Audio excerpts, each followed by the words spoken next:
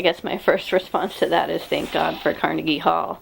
I never would have sold all those tickets if Carnegie Hall wasn't a name that people recognized. And if you think about it, what other hall is recognized universally almost, especially in the English-speaking world? Carnegie Hall is well known, and it's a symbol. If you're playing in Carnegie Hall, it symbolizes something, and people want to go and hear someone they know playing at Carnegie Hall because it's symbolic. It's such a prestigious name, and I think in today's world, the fact that people still know about Carnegie Hall, even though they may not ever listened to classical music, says something about it, and it helps continue the tradition of classical music. It's helping in a big way.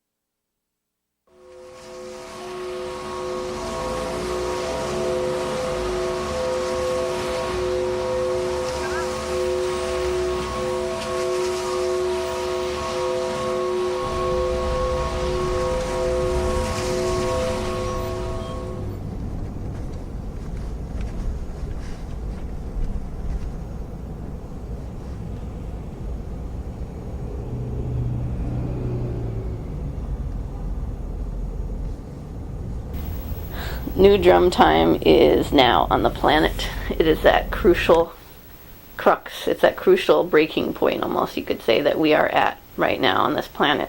Are we going to survive, or are we going to destroy ourselves completely? And new drum time to me it's that time where we triumph. It's the time where we decide that we will survive, and we recognize that the ways of the past do not work.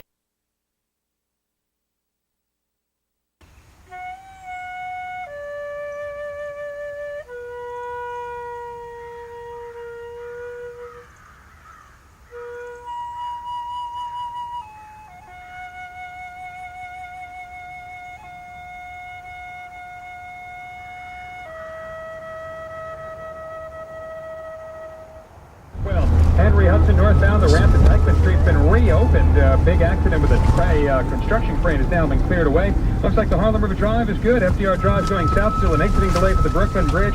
And whatever it is that's causing delays on the Williamsburg coming into Manhattan, it's still doing a number on traffic. Stay with the Manhattan to the Brooklyn Bridge coming into Manhattan. That'll work out a whole lot better for you. Things are in very good shape, too, across the Hudson River. GW Bridge, Lincoln, Holland Tunnel, they're all clear. This is beautiful. It's really nice. This is so great. How did you find this? I you read a Mother Mary. What? I was really stressed. Yeah, I just looked in the paper, in the New Jersey paper, and it said Stony Point, New York. And I looked, and I called them. I went that day. They'd put it in 2 days before. I was the first person to look, and I was like, I want it. Yeah. This is incredible. It's so. I mean, this is like I'm so lucky. Idyllic, you know. It's beautiful. It's like the perfect place to get ready for a Carnegie Hall, except for it's so far away from everything. Well, how far is it from New York, from Manhattan? It's like about from Manhattan. 30 miles, to 20 the miles. Bridge, it's 30. It's like probably 30. Yeah. Miles. It's like a 30-minute drive. It didn't seem that far last night, but we no, were it's talking not. and I stuff. mean, it takes a half hour. Yeah, it's not that bad. And the traffic minutes. wasn't bad, but is the traffic really bad at certain times of the day? Probably. I never hit it because musicians' hours. Yeah, it's like 3 a.m. getting home from whatever. Yeah, the most traffic I've seen is like 10 or 11 at night. Actually, it's weird. I'm on camera. Yeah. What's that? Can you say hello?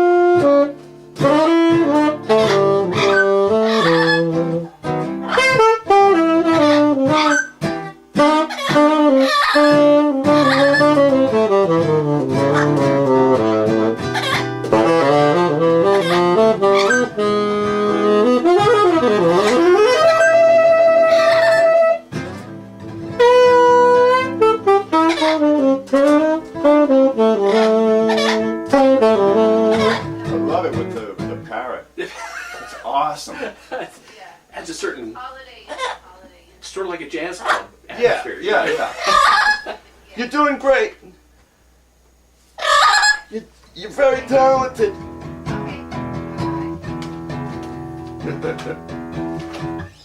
We should maybe call it the ivory-billed bald parrot.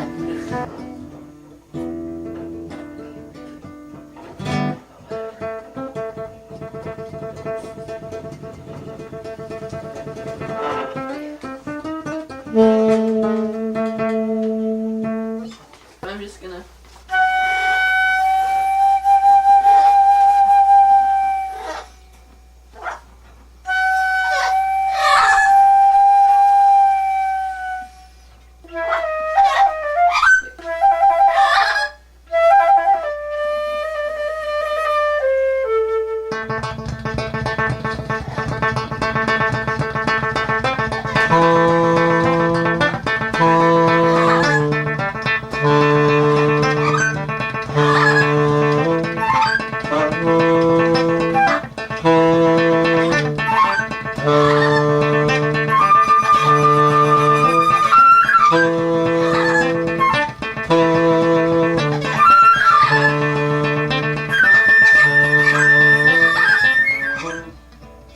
That's a little inconsistent with the pattern. Is it supposed to be? Probably a mistake. Okay.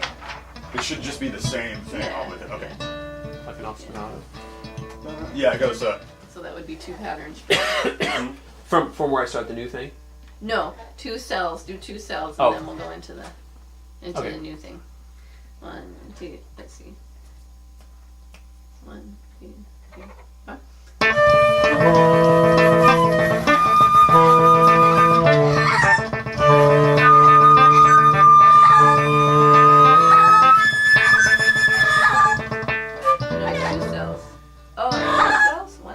Did I start in the wrong place? I started in the wrong place. I started in a different place than I Okay. told you guys. Sorry. That's okay. Same place. 1, 2. That's good. Yeah, do that, but don't do that. 2, 2, 3, 4. 1, 2, 3. That's 4 measures. That's 4. Is that a cell? No, what I finished was a cell in the terms of the rhythmic. In terms of the rhythmic cell, this is a cell. How many have you done so far? This is it. That's the whole thing is the cell. That's one cell. Okay, so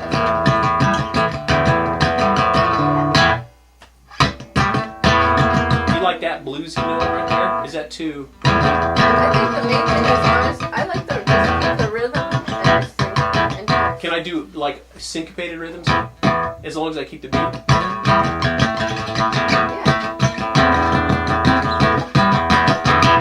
yeah. Is that too much? Should we try it and do it?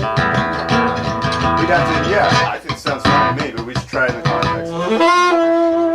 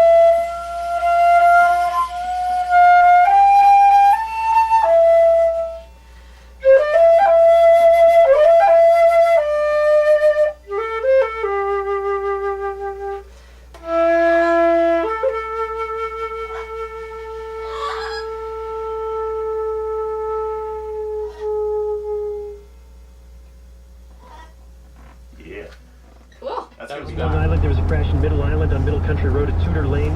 That is now cleared away. Traffic sponsored by Preparation H. Matt, you're screwing up my seatbelt. Hitching, and also gives you maximum strength pain relief on contact. That is so funny. It's the most complete preparation.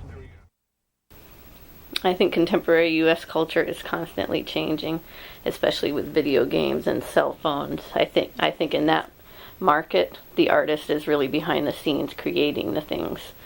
But I think artists will always be respected and highly respected among the general public.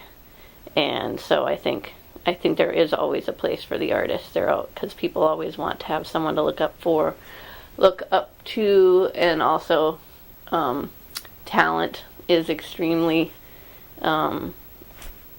energizing to people, I guess I could say.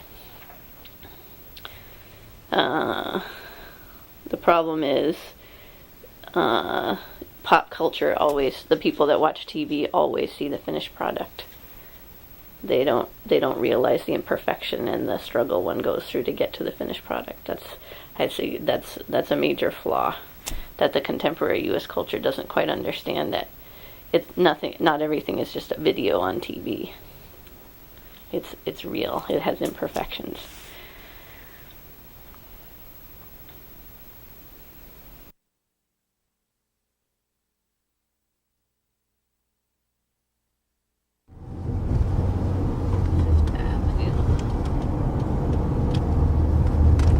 So Fifth Avenue, what's the other one?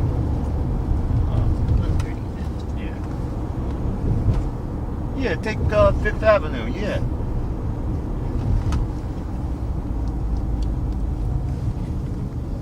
Elise, that is a person who's you realize, I think you just said that you're realizing that a person that you're now that you're going to turn 36 the day after your Carnegie Hall solo recital, that you're feeling that you're making the right choice in combining being an interpreter of other people's, the classics, other people's music, and being a creative composer, artist who really is not expected to mature until they're in their maybe 50s and on, 40s, 50s and on. Yeah, and there's no ceiling, is there? There's no ceiling.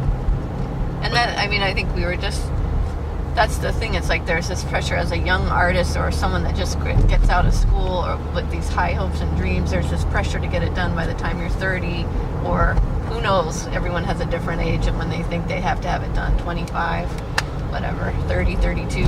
But then you forget about like all the other aspects of being an artist. About most conductors don't really reach their prime until they're in their 60s. Making a living as an artist is difficult if you really are only trained in one thing. I think, thankfully, I was trained in piano and flute, so I really use it to my advantage. I'm the music director because I play the piano and can learn to play the organ, and can accompany a choir, and I can teach piano lessons, and just being a flutist and nothing else but a flutist. On one hand, there are a lot of students that want to take flute lessons, but if I were to play an oboe and just be an oboist, it would be very difficult. I think especially today, I think a successful musician is someone that can make their living doing music, and if you do a lot of different things, then you're more successful. Accent, I say, it's kind of like a punch to the note. It's a little louder than other, tongue and harder. Whenever you see this sign, that's called an accent.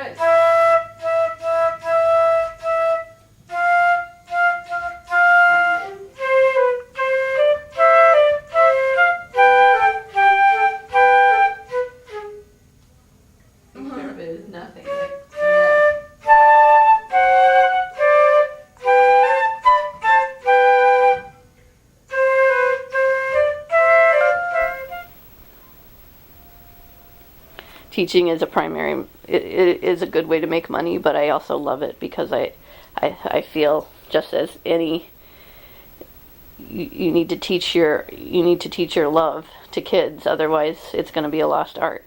I mean, classical music is on the verge, I'd say, of becoming obsolete, and the only way to keep it going is to teach your love for that to kids. And if kids develop a love for classical music, it will continue. So I think teaching is vital. And I mean, if you want, you have to give in order to receive. And I've received so much talent. I think it's my duty to share what I have. Right. Or you can get E flat. All right, start one more time. Make sure both feet are. You want to sound?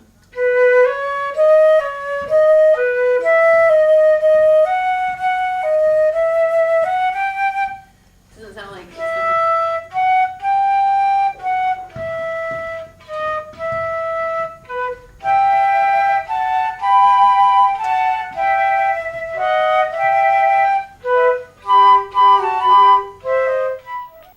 I would say I study composition very regularly, and I take flute lessons occasionally. I have not studied with a flute player or a flute teacher regularly, one person, since I've come here. I think I'm actually different from a lot of people who do have sort of a mentor. Maybe because I've gone in so many different directions and I like to do so many things. I haven't needed to I haven't stayed so focused on just playing the flute. I don't know. I don't know my influences. Just everything I hear around me. I think every person I met everything influences my work. I wouldn't necessarily say one flutist has primary influence on my work. At least that's how I feel right now.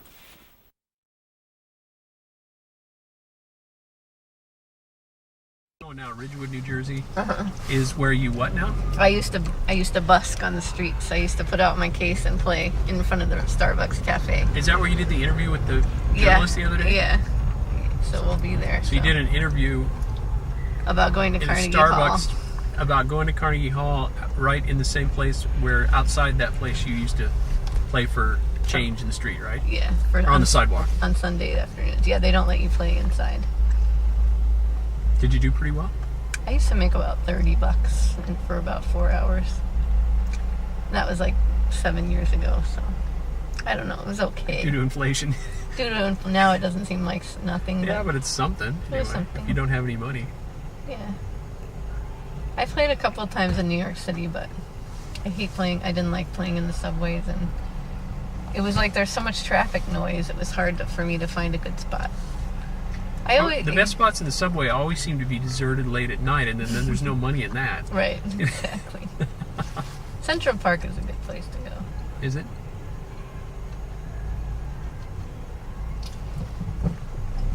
Psychologically speaking, when you know that you have an instrument and you can just, wherever you go, you can just take it out, put out the hat, and you know you can at least buy dinner or something. Psychologically, so you have a little control of your existence. Yeah, a little bit. Yeah. I mean, I think it's good to be able to know, or force yourself to realize that you can make it. It's not like I'm relying on anybody else for the money. I mean, you're relying on donations, but it's like I don't have a 9 to 5. Yeah, but you're earning the donations. Right. I'm not relying on my employer. I'm not at the employer's mercy. Mm-hmm. That's part of the artist. I mean, isn't that sort of the call of being an artist, is being independent? It's the curse too, probably. Yeah. But, I mean, yeah. Isn't it part of the appeal for you? I think so.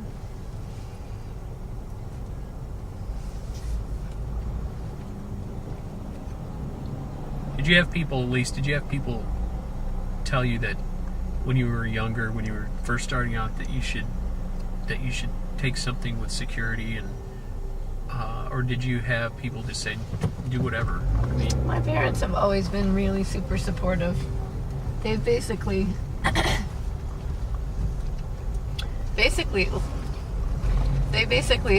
are supportive of me no matter what I choose to do. And they're not like the type of people that say, you can't do it. We don't think you can make it. They never said anything like that to me. And they've always been really supportive. that helps, doesn't it? It does. But I think I myself, I got a music ed degree and I taught for a year. And at the end of that first year, I thought to myself, either I have to go back into music ed and get more education so I can teach the instruments better, or... This is in the public schools? It was actually parochial schools. Okay. Either I have to go back and get more education so I can have better players, or I have to face up to the fact that I've just all along been too chicken to try to make it as a flute player. And so I faced up to the fact that I was too chicken to make it. And then after I did that and decided I wouldn't teach, that's when I took a little audition and I got the job playing for the American Wind Symphony.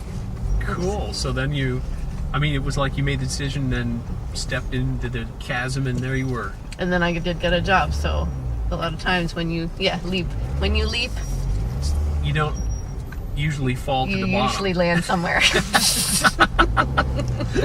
You don't always break your leg. But taking that step is tough. Was that a tough decision for you? Yeah, it was. Do you regret it at all? No, I don't think so. Not at all. I think psychologically, to feel like you can make a living doing what you want to do I think that's being a success in music. How many people do you meet that can say they're happy with their profession? I mean, I don't meet that many people that...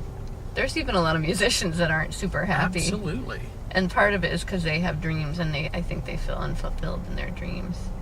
But or they're trying to pay the bills and taking jobs where that they just hate.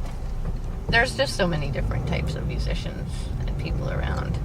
I mean, everybody has a different situation. You've fairly recently decided to, I don't know how recently, maybe I'm underestimating how recently, but you've decided to be not only an interpretive musician but also a creative musician. Mm-hmm. That you're a composer now, and that you've studied with Catherine Hoover, the flute composer and a notable composer, and of other music too. Is that correct? Or is she mainly a flute composer? She's probably most known for her flute compositions, but she's not. She's not limited to No, that not as a at all. composer. That's not what I thought. I mean, I thought she was not limited. But is she, I mean, how long have you decided that, did you start way back wanting to be a composer as well as a performer? I started writing melodies about around the time when I started writing them down, I think, about the time when I did decide to become a flute player. I mean, to try for freelancing. I think right about when I got out of college, I started writing down some melodies. And I had all these melodies, and I had this goal. I decided I was going to start an Irish band, because some of my melodies were very Irish sounding. Oh, that's So- like a Celtic folk song type of melody, sort of? Or Yeah. Irish or... Yeah, kind of Yeah. Celtic song Yeah. melody. So I wanted to put together an Irish rock band, or And now you're playing in an Irish rock band, right. So it finally happened. But it started out like, I've got to do this. I had this whole stack of all these little melodies that I hadn't written out into anything. And then I finally, I started this little Irish band, but I really didn't know what I was doing. And when you don't really know, and I didn't have, like, the musicians I was with, I wasn't that excited about. So the combination of the two made it. I hope that we're heading toward the Lincoln Tunnel. I mean, I know we are, but It's over there somewhere. I feel like I need to be in the right lane. Anyway, so I basically started that, and it didn't really work. And then I got together with, we called ourselves the Artemis Trio. And it was 3 women, flute player, cello player, and myself, Vicki Levitt, Sarah Bernstein, and myself. And all of us we got together because we did a wedding gig in Ithaca College. And we started talking about how we were each writing music. And we decided we would try some of our music, so we got together after that. And we just started writing pieces and trying them out with each other. And that was really the best possible thing for me, because as a composer, it's one thing to have the idea, but to communicate the idea to someone else and get that person to play your idea the way you had thought of it is an entirely different thing. And you had 3 We had 3 people that were melodic instruments. Did the the cello cellos. play kind of a continuo type of harmony? we did, like, both of them were very schooled in jazz, and the violin player does a lot. Sarah did a lot of jazz, so we each wrote. Oh, she's a pieces violinist. in our, I misunderstood. Yeah, I thought there was another flute player. I got it. Okay. a violin, cello, and Got it. flute. Okay. So Sarah wrote this piece where we all had to improvise, and she did these elaborate setups for us to improvise over. Vicki wrote a tango. One of the pieces that she wrote was a tango, and then I was writing out my Irish melodies and setting them.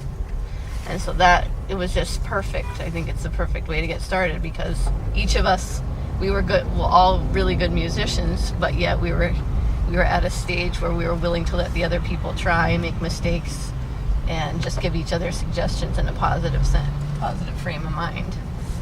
I think a lot of times when you're in a professional setting, people are very busy. They don't have time to sit down and just play your piece just for the hell of it. And so I was lucky to meet up with them, where we all just agreed to try out our ideas with each other and help, give comments about how this could work better or that could work better. So that's how I got started setting things down. And then, like 2 years ago, I think I started, maybe a little more than a year ago, I started studying with Catherine Hoover, so I started to get more serious about my writing. But I think truly, I think an artist really does have to be very diverse, and I think you can in some ways when you're too diverse, your standards, sometimes people say the quality goes down if you're doing too many things at once. But I think if you're a mediocre artist, that's true. Yeah. But I just don't think that an artist of quality, I don't think that happens. I think a musician or an artist is a musician no matter what medium they're expressing themselves in. And so, whew, that's the big one we got out of New York.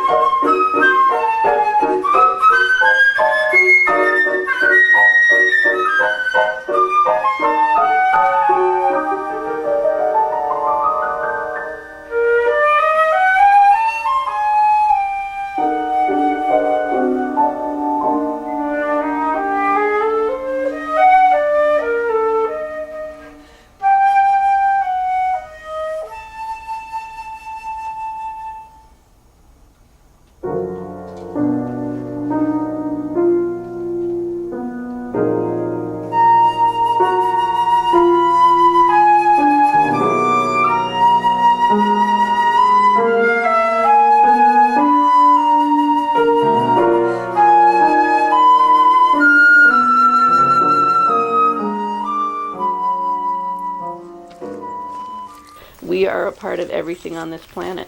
And if we don't regard all life as sacred, we will not survive. And I mean, people like to pretend like the earth doesn't exist, and it's really easy to. You just go home, shut your door, turn on the TV, and you can exclude all of life, and you can ignore the connection that you have with the tree outside. You don't have to. We're not forced to acknowledge this, but I think all these traumatic events going on right now force us to look into ourselves and look around us. And animals are a reflection of us. I truly believe that. So any animal that comes into your life reflects a certain quality, and we have all those qualities within us. So a tiger is fierce and the hunter, and never gives up. The tiger chases food an average of 15 times before he catches something. And for a while I felt the tiger was very symbolic to me, because I was after a job in an orchestra, or and I kept trying, and you're hunting something. And so I would try and tune in with the tiger because the tiger never gives up, and he gets what he wants eventually. And so to me, all animals are important.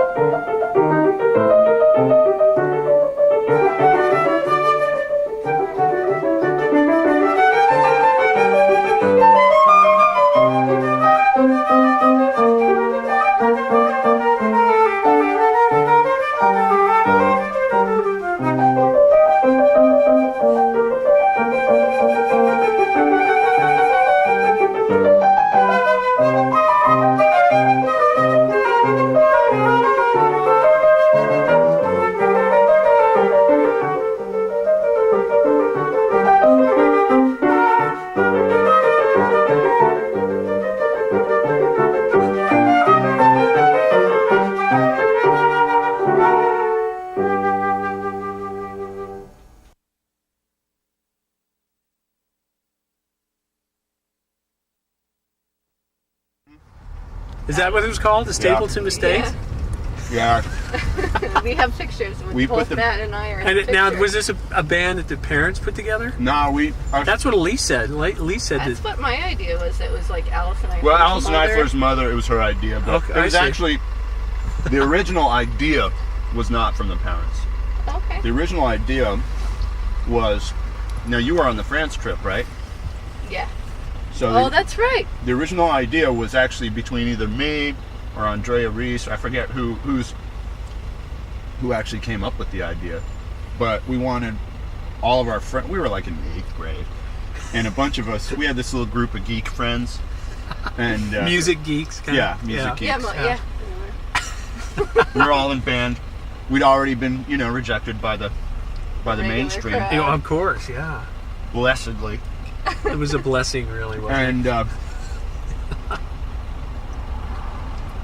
And Yeah. So what kind of music did you guys play? Oh, just, funny little standards did- like Hello Dolly. And Yeah. Oh, Look Me that kind of Over. stuff. Okay. That stuff was totally Yeah. not. I never played that. I only played that when we were in that group. Yeah. For So- you, that's more. Dumb old That's the only time you ever played that, Elise. They were like Well, dumb all old Tin these- Pan a Alley whole songs. I bunch see. of old songs. So that- this wasn't like what year was this? Because you guys are younger than me. 1983 Okay. Oh, you're good or at that. 84 maybe. I see. 83.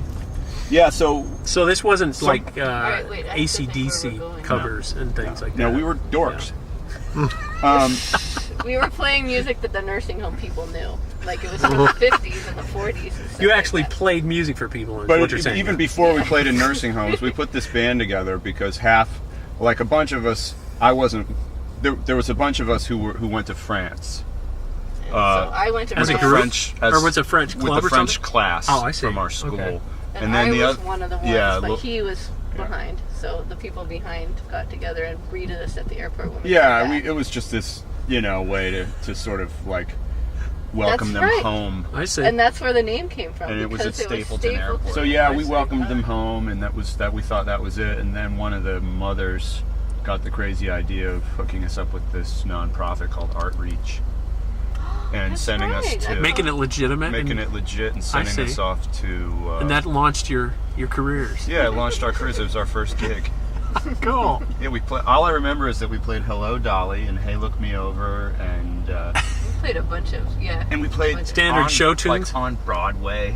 Yeah. On Broadway. And there was like And tell them the instrumentation because you can like probably remember. clarinet, We had flute. we had very band geeks. It was kids. weird instrumentation. Yeah. We did have a drummer. We had a guy who played snare drum. Like snare, just a snare, like in a Just marching one band. snare. You guys are right out of the band, Yeah. school band. Right? Yeah. Yes, and we I'll didn't tell have you. hardly any harmony. I mean, it was one of 6 kids. But you had the Okay. melody down. We had the melody down. was there. Huh? So we basically all just played the melodies in unison.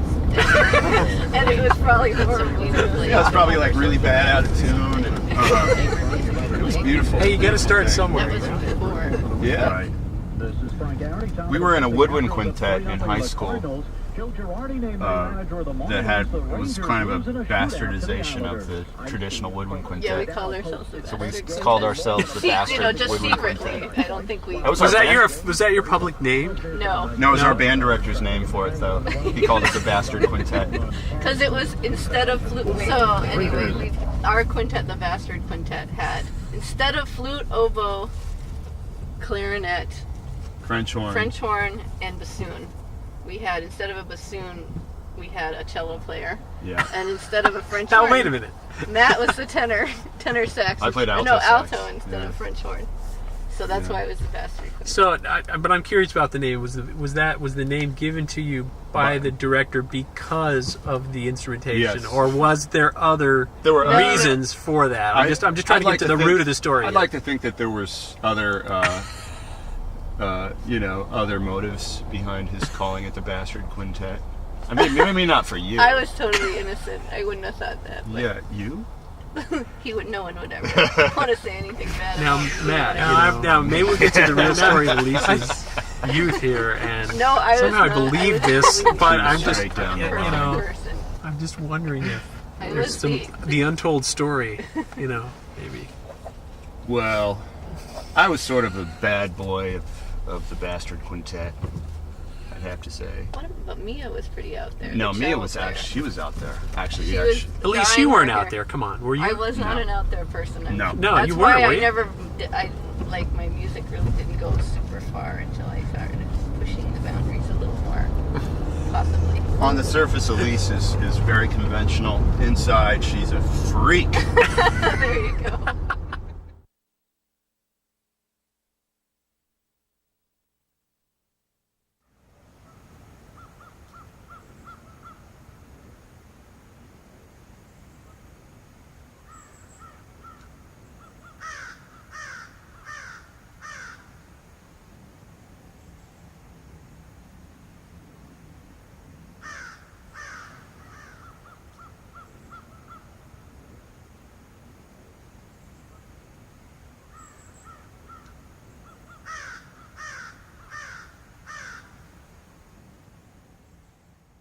At times when I first moved out here, I think it was very difficult as a spiritually oriented person, but part of my spiritual growth has been actually to learn that no matter where you are, that's where you are.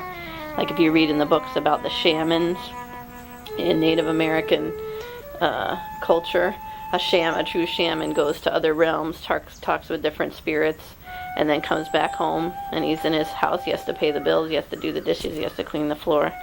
So no matter where you are, you're a spiritual being, but you have to deal with life. And so whether I live in New Jersey or whether I live in Colorado in the mountains, I still have to deal with myself. And I think that's what it comes down to. At first, when I moved here, it was difficult to be in such an urban environment. But there are I take the dog for a walk every day in the park. I try and get out in nature every day, and that balances it all out.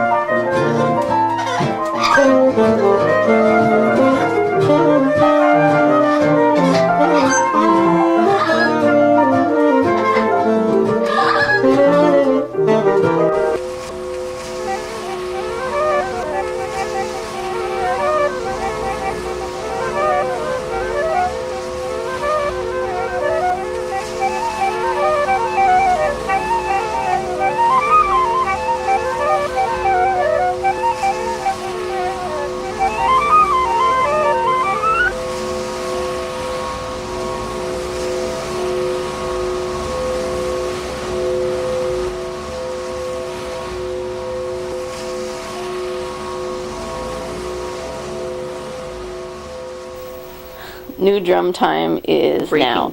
New drum time is new drum time is new drum time. New drum time is now. New drum time. New drum time. New drum time. New drum time. New drum time. New drum time.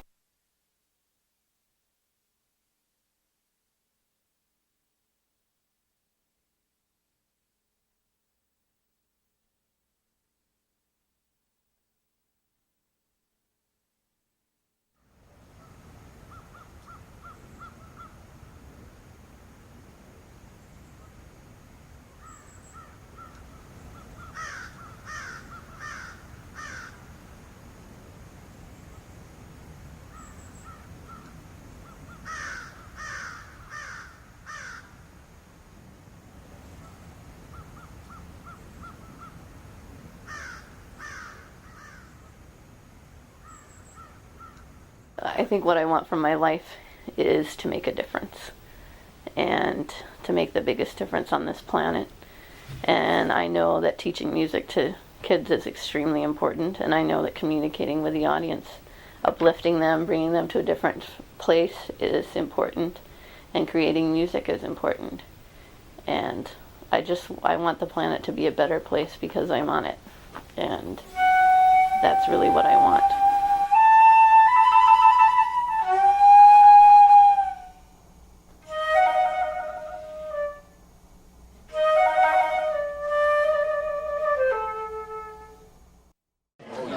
Tremendous saxophone. Oh, she's